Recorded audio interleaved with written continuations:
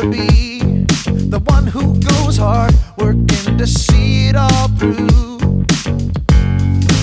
I'm not gonna wait around, these feet are gonna hit the ground. Do it with all of my heart. I'm gonna do whatever it takes to make it happen. Whatever it takes, I'm gonna give it my all. Eliminate all distractions. Every day, no matter the stakes, I'm gonna do whatever it takes to make it happen. Whatever it takes, I'm gonna give it my all. Eliminate all distractions. Every day, no matter the stakes, whatever it takes.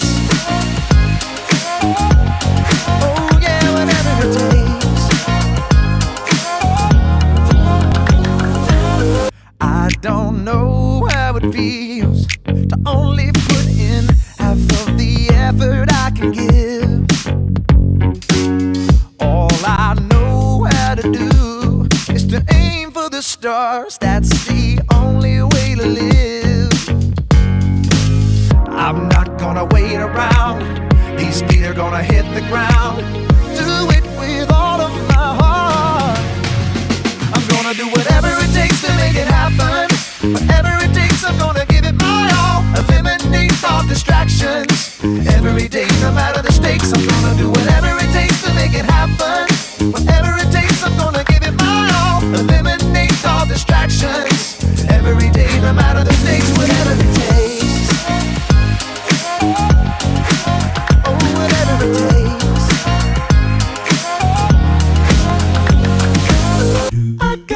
I gotta do whatever it takes. You gotta do whatever it takes. We gotta do whatever it takes. I gotta, you gotta, we gotta do. Oh, I'm gonna do whatever it takes to make it happen. Whatever it takes, I'm gonna give it my all. Eliminate all distractions. Every day, no matter the stakes, I'm gonna do whatever it takes to make it happen. Whatever it takes, I'm gonna give it my all. Eliminate all distractions.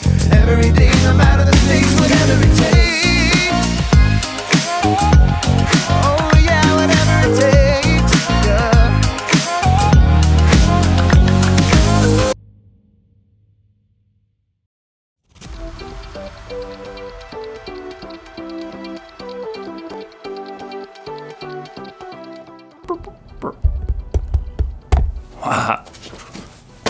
Hey everybody, it's me, Jacob, and I may not be a real astronaut, but I still know a lot about initiative.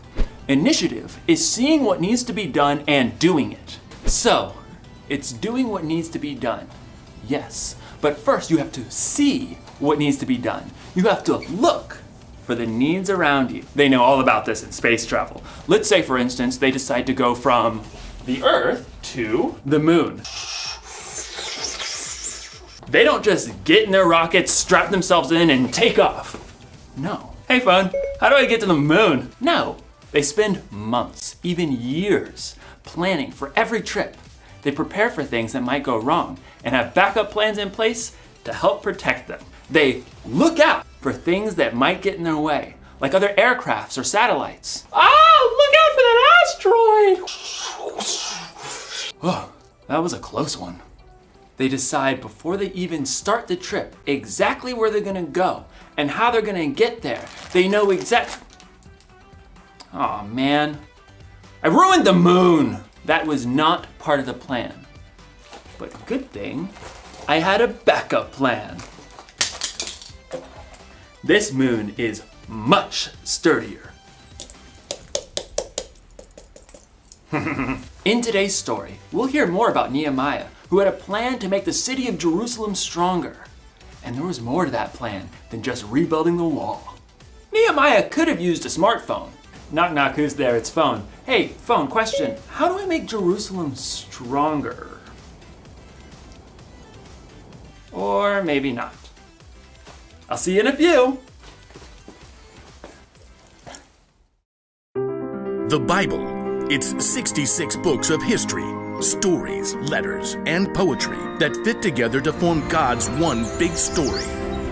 The epic adventure of how He created us and loves us so much that He made a way to rescue us. As we travel through the Bible, from Genesis to Revelation, we discover people who met God and found their lives changed forever. Now, for an amazing story. Inspired by the book of Nehemiah, chapter 5, verses 1 through 12. Nehemiah had traveled all the way from the king's palace of Persia to the broken down city of Jerusalem. And there, with God's help, he rallied all the Jews living there to begin the epic job of rebuilding that city's walls.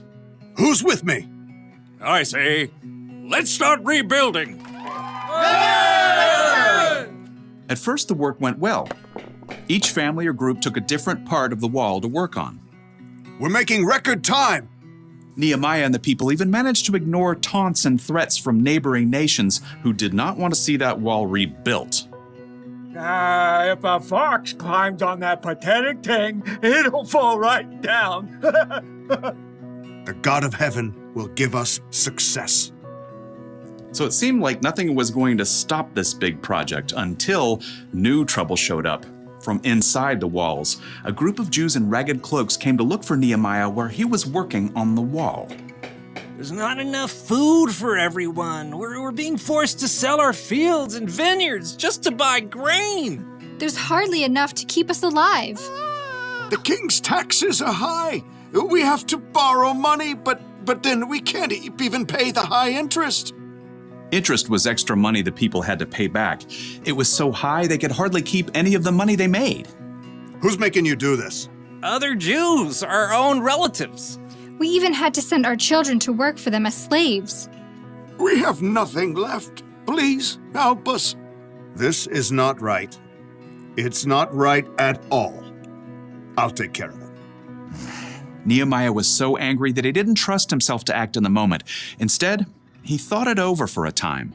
God, what do I do about this? His own people were mistreating those who had less.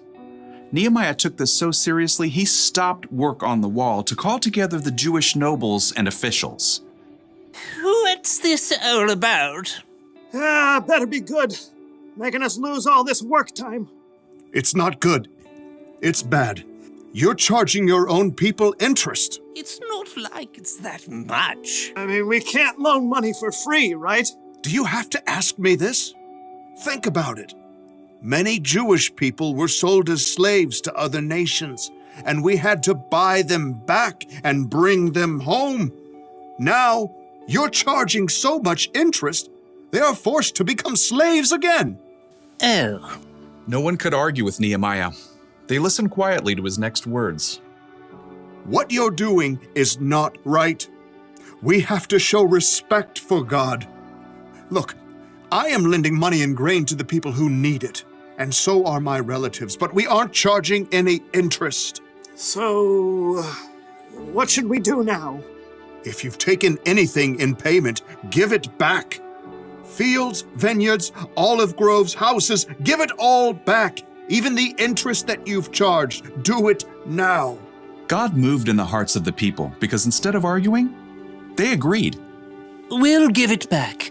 We won't make them give us anything else. We'll do just as you say. Very good. Nehemiah sent for the priests so that the nobles and officials could make this promise before God. You must keep this promise, or God will deal with you. Amen.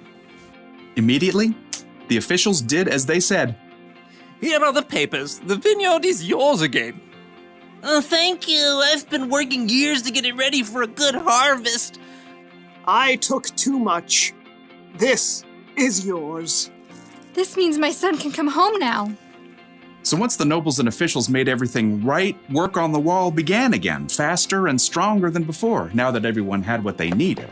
And Nehemiah continued to show his people how to treat each other, even though King Artaxerxes had appointed him governor. You know, all the other governors made the people pay them silver and give them lots of food and stuff, even land. That's too heavy a load to put on the people. Instead, Nehemiah dedicated himself to working on the wall. In fact, he even invited 150 people to eat food at his own table. Throughout his life, he always looked for ways to treat people fairly and make things right.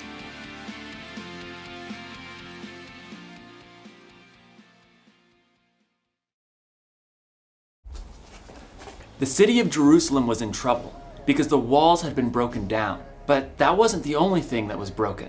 Nehemiah looked and saw that some of his people were being treated unfairly because they were poor, and he did something about it. He stood up for them and worked to make things more fair. Initiative starts with seeing what needs to be done, and more often than not, it starts with seeing who needs to be helped and what needs to be made right. That's one of the reasons Jesus is so amazing. He saw people. He showed people how valuable they were by loving them no matter what, and he inspired them to love others. We're called to love people too. We should stand up for people who are being treated unfairly because of the way they look, or where they're from, or how much money they have, or what they believe in. If you've ever been treated unfairly, then you know how it feels. It's not good, but maybe you also know how it feels when someone stands up for you, when someone's on your side. Standing up for people is one way we can make things more fair. We can make things right, and it's one way we can show others the love God has for the world. So, here's the one thing to remember today. Look for ways to make things right. Make a plan. Decide before you start your day that you're going to look for the needs around you. And speaking of needs, it looks like I'm gonna need another moon. This one's just too delicious. This moon tastes like cheese. Oh. I'll see you next time. Oh, there's my face up.